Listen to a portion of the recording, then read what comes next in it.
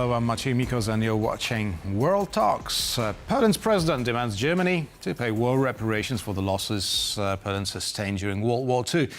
These realistic demands, what can they lead to? And is this simply another episode of Karol Nawrocki's struggle with the country's Prime Minister, Donald Tusk? To talk about it, we're joined by Rafał Pankowski, co-founder of the Never Again Association and political science professor at Collegium Civitas University in Warsaw. Good afternoon. Good afternoon.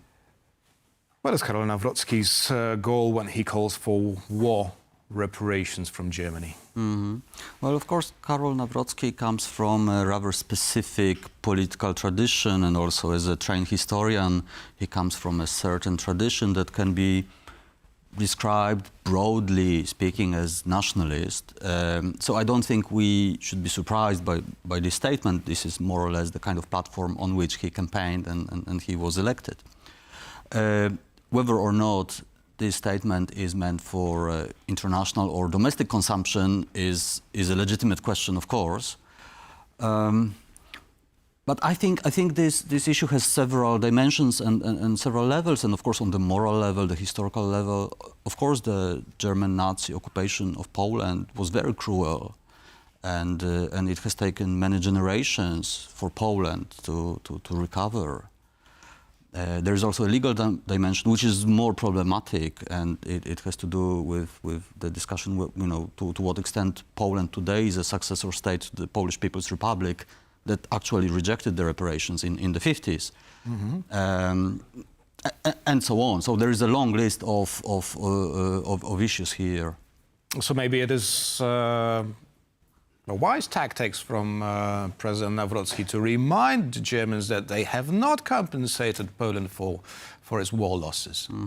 Well, I think one of the problems I can see here is the sort of philosophical problem of putting a monetary value on the loss of human lives and the destruction caused by World War II. That's not easy, and I think that's always bound to be problematic.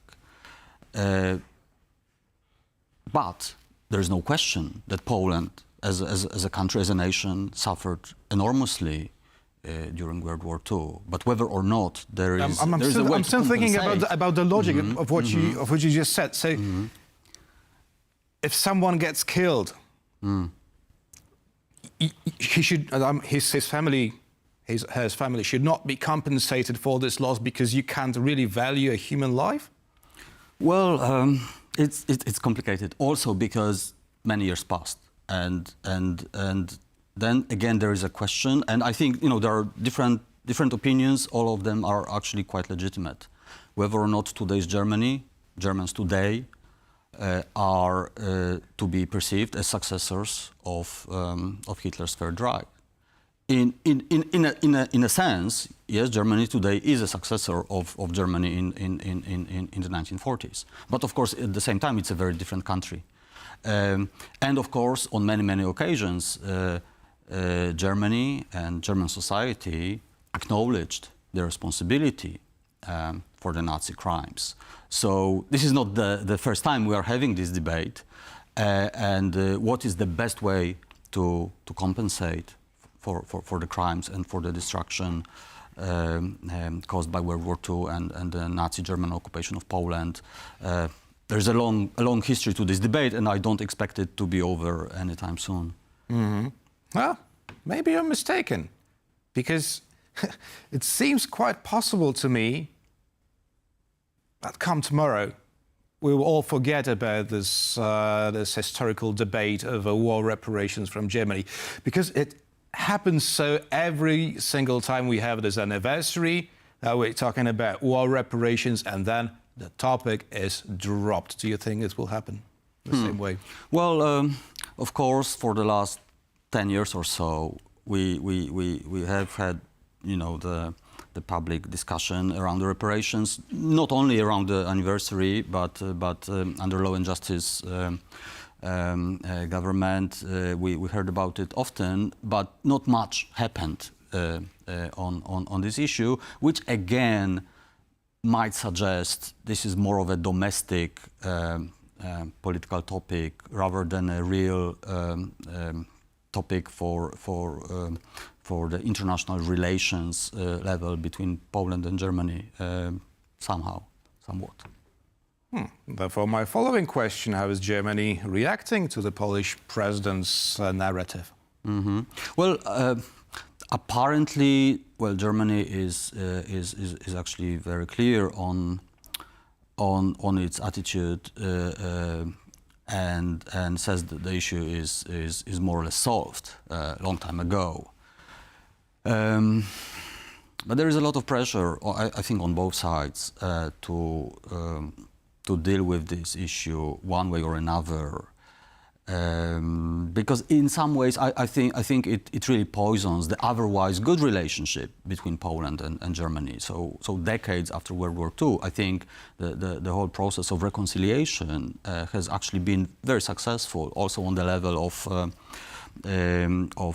what we can call, grassroots people's diplomacy, which basically means relations between ordinary people on both sides of the border. Also, the economic relationship is actually very important, I think, for both countries. So I think this thorny issue of reparations sort of remains as an issue that poisons otherwise a very positive relationship between those two countries. So what to do about it? Well, I don't think anybody has a perfect solution, to be honest, and certainly I'm not claiming I have a solution. But I think it's also important to note the current context. We have the war in Ukraine. We have many war refugees from Ukraine in Poland. We have this very real sense of tension and threat to peace in Europe. And I think on this anniversary, the 1st of September, anniversary of the outbreak of World War II, we really need to reflect on the value of peace and the meaning of war and peace and what it means historically, not just for Poland and Germany, but for Europe as a whole and actually for the world today. So I think all those historical issues are important, but maybe really we need to draw a certain more universal lesson from it, rather than only talk about national interests of our two countries with all this difficult history. As a political scientist, you know perfectly well that you can build your political agenda on some sort of resentment to your neighbor. Now, it's not the first time, as you have mentioned before, that the Polish president or politician is talking about war reparations. Why haven't they been successful so far? Well, once again, there are also legal issues around the question of legal succession. Both states have changed the legal form over the last years and decades. But I also think this kind of topic is politically convenient for certain elements of the political spectrum. In the case of Poland, that is especially Law and Justice, the ruling party until recently. But it is definitely less convenient for other actors of the political spectrum that are maybe more future oriented rather than past oriented. And it's a choice. I don't think there is a sort of perfect solution to this dilemma.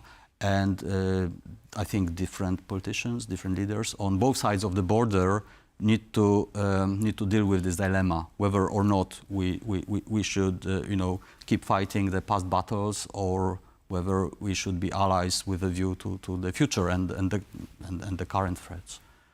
Well, as President Nawrocki said, in order to build good relations with Germany, Germany has to pay for Poland's war losses.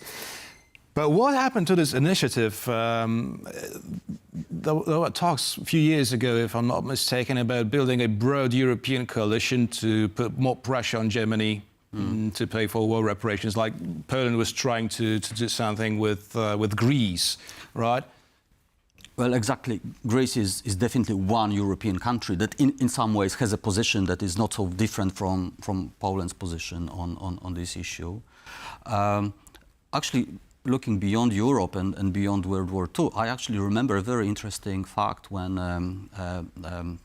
there was a conference organized by people close to Law and Justice, and among the guests, they had a delegation from Namibia. Oh, yeah. That is a country that is also claiming reparations from Germany for the genocide that happened even before World War I in Southwest Africa. And I thought that was an interesting fact, which actually I thought was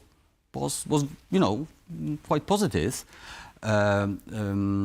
I could see a certain contrast with some of the xenophobic and even racist rhetoric of some right-wing politicians in Poland vis-à-vis Black Africans.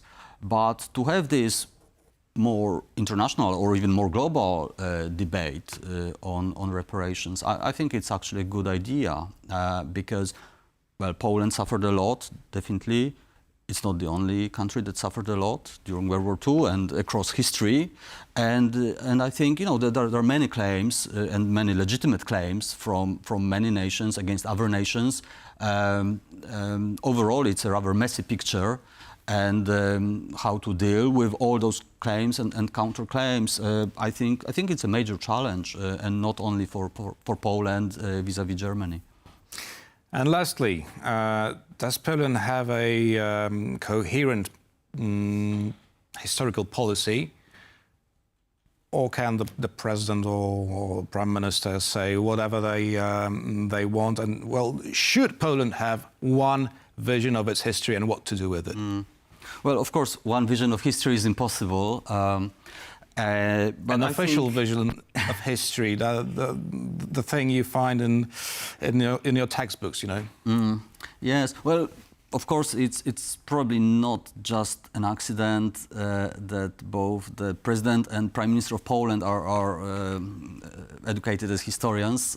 History is an important subject in Poland and in Polish politics. It has always been, because it informs identity. And I think the sort of differing visions of history also reflect different visions of Polish identity and probably Poland's future. So I expect history to play an important role, an important part in the discourse of Polish politics for the years to come, whether it is a more inclusive vision of national identity or whether it is a more narrow vision related to ethnic nationalism. We shall see. Rafał Pankowski, co-founder of the Never Again Association and political science professor at Collegium Civitas University in Warsaw, was our guest this afternoon. Thank you. Thank you very much. And thank you for watching, and stay with us for much more interviews and news here on TVP World.